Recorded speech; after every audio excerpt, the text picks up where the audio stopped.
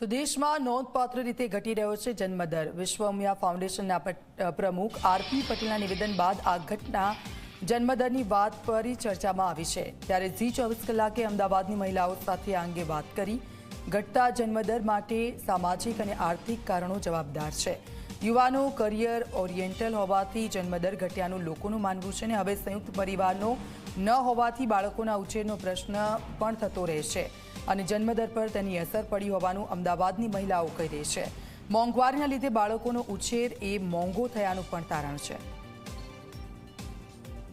પહેલા એવું હતું કે દાદા દાદી સાથે બાળકો ઉછરી જતા હતા, અત્યારે બધા એક સાથે રહેતા નથી, અલગ અલગ પરિવાર થઈ ગયા છે। તો અલગ અલગ પરિવારમાં બાળકોની સાચવણી વિશે એ લોકોની ચિંતા હોય છે, એટલા માટે એ લોકો એનાથી થોડા દૂર રહેવા માટે મજબૂર થઈ ગયેલા છે। આજકાલ યુવાન દંપતીમાં નવો ટ્રેન્ડ ચાલ્યો છે, પોતે વ્યવસાય કરે છે, ધંધો બિઝનેસ જે બી હોય છે, એને લીધે એ લોકો બાળક કરે તો એને સાચવે કોણ।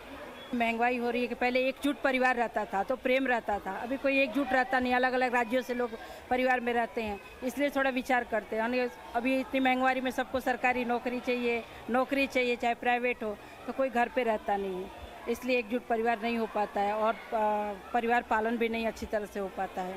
मोंगवारी ज़्यादा है, इसलिए प्लानिंग करना बहुत कम सोचते हैं। एक यंगस्टर यूँ सोचते हैं कि अभी तो बच्चा चाहिए ही नहीं, सोचते हैं कि हम हमारा लाइफ જીએ કરતી। બે કરતાં પણ હજુ એક હોય, જે એક છે, બાબો હોય કે બેબી હોય એનો કોઈ મતલબ નથી, ઇસ્યુ એવો કોઈ છે નહીં, પરંતુ એક જ હોય હું એને બધું પૂરેપૂરું એને આપી શકું।